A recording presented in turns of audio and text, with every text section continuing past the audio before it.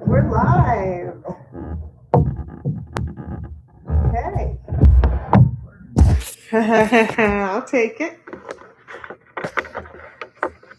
Hello, hello.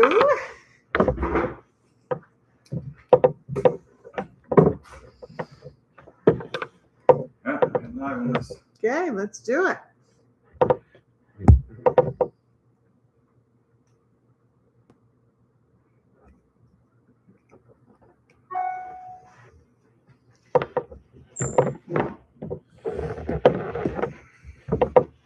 Okay. We have to sit close, right? Yep. Welcome. Thank you for being here with us as we talk about the most important mushroom trip in the history of the world. The entire history. Wow. All time. Wow. And Yeah. so as we start talking about that, maybe we should introduce ourselves. Who are you? I'm Steve, and I'm a lawyer. I was in the Utah legislature for 16 years. Taught for 4 years at the U of U Medical School. And 5.5 years ago, Sara and I started the Divine Assembly, thinking that people want community, right? Folks like us who have left organized religion but still want community. And then also, as I assume we'll talk about here, these medicines, these sacraments really opened up the universe to us and showed us worship and meaning in different ways. Awesome. Well, okay. Thank you. I'm Sara Urquhart. We've been married for a number of years, so I'm his partner. Hold that up a bit. I'm wondering, is that better? I don't know if it is. And I have a history of doing a lot of nonprofit work. I raised 4 children. I started and sold a business across the last couple of decades. Started a number of other businesses, and I'm a bit of an entrepreneur. And I do events by trade. I'm an event planner. So that's who I am. But let's talk about who is taking the most important mushroom trip in the history of the world. Collectively, all of us, but that'd be me. Really? I'm in the space capsule. I'm in the lunar module. Okay. And tell me about what's happening. Tell me what this is. So Brian Johnson, he came across my radar a little while ago. People were sending me stuff saying, hey, do you know this dude? So he's a longevity guy, trying to slow down his biological clock. And so he says he recently discovered mushrooms. And so he has taped 2 journeys, each of 5 grams. And so, at first I look at that and I'm like, okay, I don't see a lot of stuff here that I recognize as science, in part because there are just so many variables going on. So I'm like, man, I can have fun with this. Just, playing off it, bouncing off it, being silly with it. But, that's a pretty low grade motivation, just to tease. And I don't like mocking or belittling. So rather quickly it shifted to, okay, he's doing it his way, and Godspeed, right? I mean, my attitude really changed when I saw that he grew up Mormon, because we know what that's like. And Yeah. A lot of us, we leave that faith and we just have this huge hole in us that we're trying to fill with something. So, that's what I see is like, okay, Brian's trying to fill that hole with something. Godspeed, brother. Good luck to you. And then also, I saw a lot of comments on his thing where all these psychedelic Karens are just like, you're doing it wrong. This isn't right. Blah, blah, blah, blah, blah. And, he's just doing his own thing. He's being safe with it. And so quickly, I just kind of pivoted away from that. And that's where the title came from. It's Twice the Science. I'm like, I'm going to do 10 grams just to have fun. And we'll do all these, fake scientific tests. But it quickly morphed to, okay, let's just bring in the world and show how sometimes we worship with these mushrooms. And the fun we have, the community we have. And so, yeah, I'm really excited to do that. And I sense that people are excited too, because a lot of people are saying that they want to jump in and join. And that surprised me, and that's pretty cool. Yeah. So how are they joining? We're going to live cast it, and I think we'll live cast it here on Shift Series. And beyond that, I don't know. We have some tech people who are helping us do it. And part of it is, we got to figure out a way that it's not going to be shut down. So we're going to send it to our own server and all that stuff. But details to come. So, but if somebody's in another state and wants to join in. Gotcha. So I think some people are going to watch, and others are saying that they're going to take a few mushrooms and join in that way, which I think that's awesome. That's how TDA kind of started. Yeah. Is we started in the teeth of COVID, June of 2020, and our first gatherings, they were just small groups, right?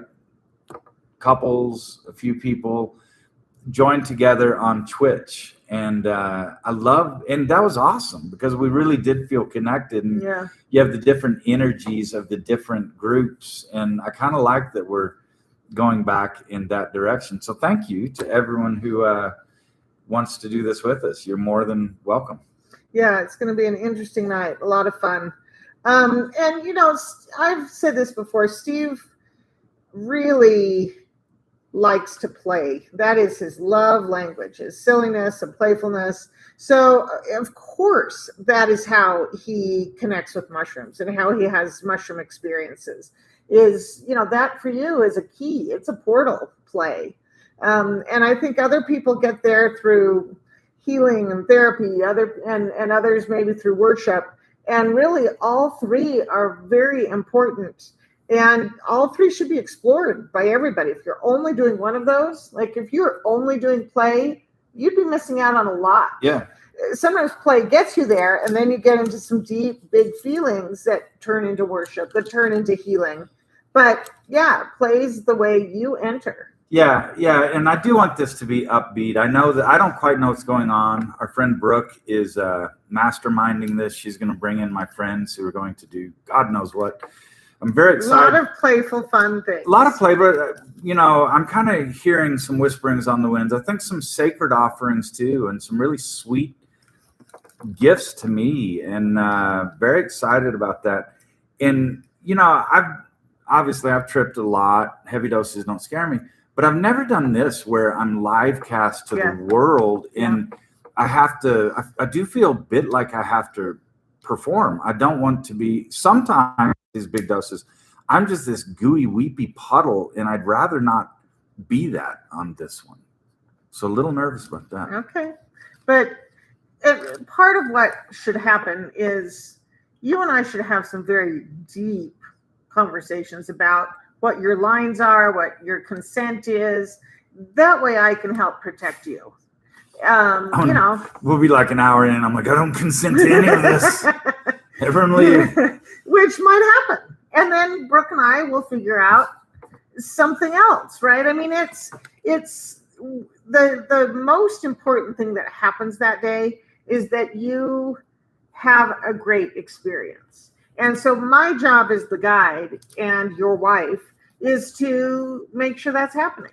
Yeah, and I want to push back a little on this. I think it's right. This is New Year's Eve. It's early, but it's New Year's Eve, and so I think it's important that everyone here has a very enjoyable time. So I do think we need to figure out a way where this Steve-centric thing is not completely, where New Year's Steve isn't just about me. But wait, you think that Brooke and I haven't taken that into account? What? But where there is some ripcord where we can just leave the weepy old man in his room and have a lot of fun elsewhere. We got it. Now, it's going to be a fun night, and it's going to be interesting.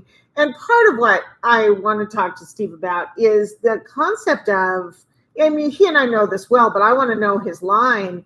If he wants to make it all 100% playful and light and happy, you can do that, right? We can make sure that happens. I'm not sure that's really what you want, so I need to know what your lines are, but we have a lot more control Oh, I'm sure. in these mushroom trips. I'm sure I will have profound wisdom to share. Well, I don't know about that. We'll see. There's always a first time. You're not too preachy when we trip together. Okay, what are your goals? Why are you doing this? So at this point, I think three things. One is to model safety. And in the comments, people are, oh my gosh, some people are wanting to tear me up, saying this isn't safe. This blah blah blah. Give me a break, man. I'm surrounded by I don't know how many people, but it sounds like dozens who just are looking out for me, want me to have a great time. We do have various kinds of medical health degrees, so this is going to be the safest trip ever. And then also, I do kind of want to share with the world the way that sometimes we have fun, because I didn't know that. And Brooke, our friend Brooke, is going to produce this. She's in charge of the madness, and she kind of showed me that you don't have to worship with sackcloth and ashes, that it can be fun. It can be uplifting. So I do kind of want to model that.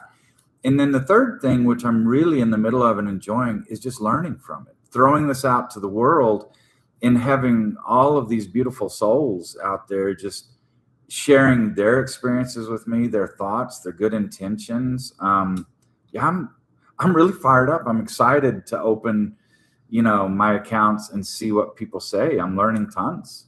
What are the things you're learning from people? The main thing is I'm reminded how much people want to connect, which is lovely. And so just a reminder that a lot of us are feeling alone and lonely out there. And, even just connecting via social media and the like, that has meaning. And so that's pretty cool, stoke the engines and okay, you and I are doing a lot, and we're doing a lot with the Divine Assembly. And I think it's pretty cool to kind of just be reminded that these things do matter to folks. So that's the main thing. And then also, I'm pretty surprised at the psychedelic Karens out there. You and I are they all women? Actually, I don't think a single one has been. I know I do kind of hate that term, psychedelic nannies. No, I just want to clarify it. I think they're all Karens. Karens can be men or women in my book. Oh my gosh, it's just like, fundamentalist religion. Thou shalt not do it this way. Thou shalt not have fun. Thou shalt not be silly. And TDA, we're really pretty sophisticated at live and let live, right? I think that is such a part of who we are, what we are, that seeing these people just weigh in so heavily about, you can't do that, that's wrong. I'm just like, who are you? I get to decide how I worship. Yeah, we're having a lot of fun doing that and giving other people that same grace and freedom to do their own thing. And again, not giving it to them, but allowing. It's a gift. It is, right. Just not getting too caught up in anything. They get to believe what they believe, and I get to believe what I believe. And I think that's just such a beautiful way to live. Yeah, we're having fun with that. Yeah, we come from a past of fundamentalist religion where we were told what to worship, who to worship, how to worship, the do's and don'ts of life. And man, I'm just allergic to that shit now. So we talked about safety. You feel like there's going to be a lot of safe things in place and good scaffolding around you to. And safety matters tons. Yes, we're having fun, but it's kind of like at a circus, right? Cirque du Soleil. These people are so massively safe, but they hide the safety in what they're doing, right? And so, yes, we would be massively safe, and safety does matter a lot. And I will be talking. Yes, I'll be talking about it that night because, we'll talk about the elements that are, that allow for a lot of fun to happen because the structures are in place. Okay, what about wellness? What impact is this going to have? So personally, I'm excited to be with my friends and connect with my friends and see how they approach this. I think that will be magical to me. Very excited to do that. I'm to the point where I mostly just trip by myself. I trip with you, and then maybe just the smallest handful of very close friends, because I don't really want to have to mask. I don't want to pick up energy of people I don't know. Worry if they're fine, and so this is going to be a flight test for me. It's new, so I'm excited about that. I want to see what that's like. But then also, I want everyone who's here, in the space where we're doing this, to have a good time and feel connected. And then I'm very excited that there are all of these people who are just kind of finding us or reconnecting via the socials. And as you know, TDA was built after the mycelium, which means no hierarchy, no dogma, no leadership, but we're all massively connected. And so I like that we're creating new connections through this, strengthening old connections. Great. Is this, for anyone who tunes in, are they going to be able to look at it and go, this is real religion? Some people will, some people won't. And that's how religion works, right? Every religion on the planet is weird unless it's yours, right? If it's your religion, then, this is how it's done. It makes sense. And so there will be some folks who pick up the vibe, and they'll see, wow, this dude is worshiping in his authentic way, and I really am. And there will be some people who look at it. I mean, clearly, as we're seeing from some of the comments, they're looking at it through the lens of their perspective and their system of right and wrong. So absolutely, there will be some people who recoil and think that there's absolutely nothing religious about this. And I'm fine with that. Again, I have no interest in anyone else telling me how to worship at this point in my life. So to me, which is what matters for my worship, this is absolutely going to be a sacred experience. And I look forward to it, I think, as much as anyone could look forward to any kind of pilgrimage. Love that. So the most important mushroom trip in the history of the world, New Year's Eve, just a few days away. And people can tune in and listen. I have a lot of questions for you. Oh, we're going to keep going? No, but when do I get to ask you questions? You can ask. So tell me what you're about. What projects are you working on? Because Sarah's actually doing a lot more in space than I am. So. Well, I'm not. Okay, I'm doing some things, but you're doing a lot too. So I have two projects that are on my mind right now. One is called Shift Summit, and that's actually where some of this is streaming on YouTube. And what I've done as a guide is I do a lot of my prep and integration work with people that I guide on the app Marco Polo. And so what I was able to do is go through and put a bit of a series together that shows a person over a matter of weeks, usually in months in some cases, of people saying, oh, I need something. I need some change. And then we introduce the idea of mushrooms and we prep them. You see all of the prep. And then you see them after an experience. And the episodes are all about an hour long, a little more, a little less. But you're seeing real people. These are unscripted. These are, when we had these conversations, we had no idea it was being recorded or that it would get shared. Well, you knew it was being recorded, but you didn't know. Right. I didn't know it would hold on forever. I was new to Marco Polo. If it had disappeared after a week, I wouldn't have known. I remember when you realized that you still had these recordings. That was exciting. So thinking about putting this together. So we've been able to, so you can see these average suburban people have these experiences. And part of what I like about it is you can see the change in people. You can see them improve but you can also see the work that it takes to get there, right? It's I think a real clear testament or look at somebody having this experience and what these experiences can do for people. Yeah, you said average people. I get what you're saying, quotidian, everyday people. But divine assembly, it came out of the book of Psalms, where there God meets with the divine assembly of gods. What could that possibly mean in the book that kicked off these monotheistic religions? And to me, that's what I love about Shift Series, is it does just show the majesty of the everyday people around us. I mean, I know these people well, and I'm like, these are absolute gods. It's really spectacular to watch. And so, and you can watch it in the privacy of your own home, right? You just can quietly and turn it on a speed and a half or times 2. No reason, just you'll get the stories, and they're really, really beautiful. Cool. Yeah. And so what are your goals with Shift Series? A big part of my role, I feel my role in this space, is to help normalize things, to bring these conversations out of the shadows. I know many people are doing that, right? That's not something I'm doing alone, of course. I just want to add my voice to the choir.